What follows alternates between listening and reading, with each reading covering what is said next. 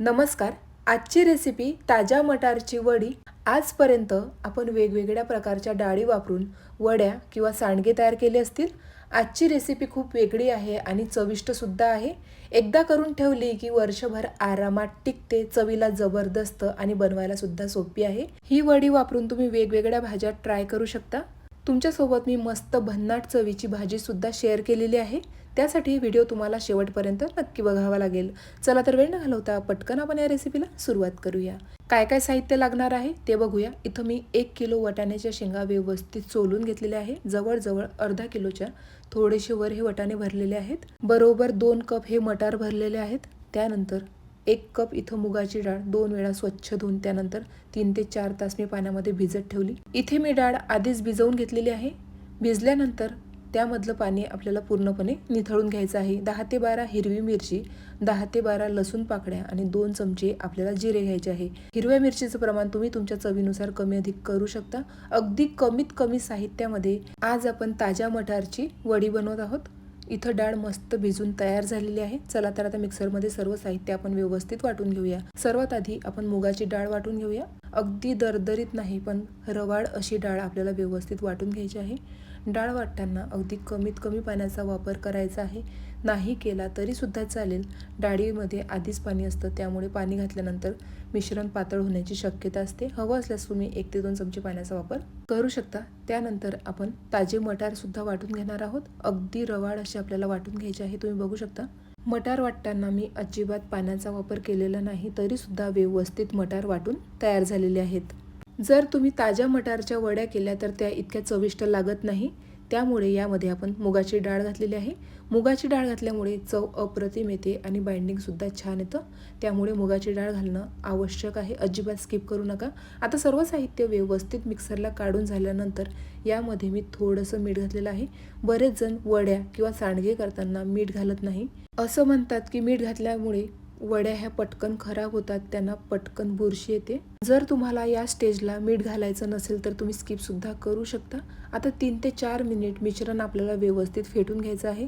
जितकं व्यवस्थित तुम्ही हे मिश्रण फेटून घ्याल तितक्याच मस्त हलक्या फुलक्या आणि अगदी पोकळ अशा वड्या तयार होतात. रंग तुम्ही बघू शकता किती अप्रतिम आलेला आहे. जर तुम्ही मिश्रण फेटून नाही घेतलं आणि तशाच वड्या पाडायला घेतल्या तर वड्या अगदी कडक बनवून तयार होतात. पाहिजे तशा हलक्या फुलक्या त्या होत नाही. त्यामुळे मिश्रण फेटून घेणं तितकंच महत्त्वाचं आहे. अजिबात स्किप करू नका. सर्वात महत्त्वाची टिप आहे, कृपया लक्षात ठेवा. आता एका भांड्यामध्ये पाणी घेतलं, त्यानंतर मिश्रण घ्यायचं आहे आणि छोट्या आकाराच्या वड्या आपल्याला वाळवणाच्या कागदावर पाडून घ्यायच्या आहे. तुमच्याकडे वाळवणाचा कागद नसेल तर तुम्ही ताटावर सुद्धा ह्या वड्या पाडून घेऊ शकता. ताटाला थोडासा तेलाचा हात लावायचा म्हणजे वड्या पटकन निघतात. जर तुम्हाला दोन्ही पद्धती कठीण वाटत असल्या तर तुम्ही पायपिंग बॅगचा सुद्धा वापर करू शकता. जी पद्धत तुम्हाला योग्य आणि सोपी वाटेल त्या पद्धतीचा तुम्ही वापर करू शकता. इथं मी सर्व वड्या व्यवस्थित पाडून घेतल्या. 3 ते 4 दिवस कडकडीत उन्हामध्ये सुकवून घेतलेल्या आहेत. तुम्ही बघू शकता अगदी मस्त कडक, हलक्या फुलक्या आणि मस्त पोकळ अशा आपल्या ताज्या मटारच्या वड्या तयार झालेल्या आहेत. एक वडी मी तुम्हाला तोडून सुद्धा दाखवते. तुम्ही बघू शकता हाताने जरी प्रेस केलं तर पटकन त्याचा चुरा होतो. इतक्या परफेक्ट ह्या वड्या होतात. चवीला सुद्धा अप्रतिम होतात. उन्हाची सोय असेल तर उन्हामध्ये सुकवून घ्या आणि नसेल तर तुम्ही गॅलरीमध्ये सुद्धा सुकवून घेऊ शकता. मात्र 2 ते 3 तासाचं ऊन देणं तितकंच महत्त्वाचं आहे. वाळवणाचा पदार्थ असल्यामुळे ऊन देणं तितकंच महत्त्वाचं.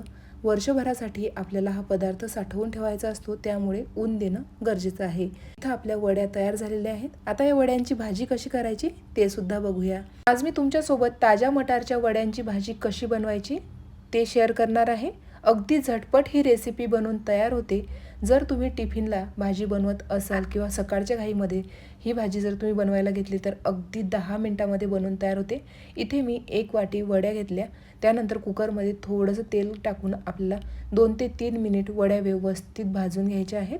तेलामध्ये परतून घ्यायच्या आहेत. पुन्हा कुकरमध्ये 2 टेबलस्पून तेल, जिरं, त्यानंतर बारीक चिरलेला कांदा, 1 चमचा अद्रक लसूण पेस्ट घातल्यानंतर आपल्याला 3 ते 4 मिनिट मीडियम फ्लेमवर व्यवस्थित कांदा परतून घ्यायचा आहे. त्यानंतर एक मोठ्या आकाराचा टोमॅटो मी मिक्सरला व्यवस्थित फिरवून घेतला. ती पेस्ट आपल्याला कांद्यामध्ये घालायची आहे. जोपर्यंत तेल सुटत नाही तोपर्यंत आपल्याला सर्व साहित्य व्यवस्थित परतून घ्यायचं आहे. तेल सुटलेलं आहे. थोडंसं मीठ घालूया. 1 चमचा धने पावडर, पाव चमचा हळद, 1 चमचा लाल मिरची पावडर, पाव चमचा घरगुती गरम मसाला, पाव चमचा आपल्याला काश्मीरी रेड चिली पावडर, त्यानंतर इथे पाव चमचा मी रेडीमेड गरम मसाला घातलेला आहे, बारीक चिरलेला कोथिंबीर घालायचा आहे. काश्मीरी रेड चिली पावडर आणि रेडीमेड गरम मसाला घालणं टोटली ऑप्शनल आहे. असेल तर आवर्जून घाला, नाही घातला तरीसुद्धा चवीमध्ये काही फरक पडत नाही. आता सर्व साहित्य व्यवस्थित मी परतून घेतलेलं आहे. आता भाजलेल्या म्हणजेच परतून घेतलेल्या वड्या आपल्याला मसाल्यामध्ये घालायच्या आहे. 2 ते 3 मिनिट परतून झाल्यानंतर यामध्ये आपल्याला पाणी घालायचं आहे. इथे मी 2 वाट्या पाणी घातलेलं आहे. व्यवस्थित मिक्स करूया. बारीक चिरलेला कोथिंबीर घालायचा आहे, झाकण ठेवायचं आहे आणि कुकरला 2 शिट्ट्या काढून घ्यायच्या आहे. अगदी पटकन ह्या वड्या शिजून तयार होतात. कुकरला मी 2 शिट्ट्या काढून घेतलेल्या आहेत. भाजीचा तुम्ही रंग बघू शकता, चवीला तर अप्रतिम झालेली आहे, वास जबरदस्त येतोय. आपण वड्या चेक करूया शिजल्या का नाही ते. तुम्ही बघू शकता अगदी परफेक्ट मऊसूद अशा वड्या शिजून तयार झालेल्या आहेत. पटकन गरमागरम सर्व करूया.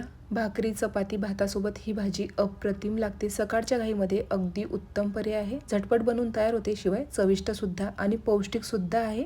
ही वडी वापरून तुम्ही वेगवेगळ्या भाज्या ट्राय करू शकता. आजची रेसिपी तुम्हाला कशी वाटली कमेंट करून मला नक्की सांगा.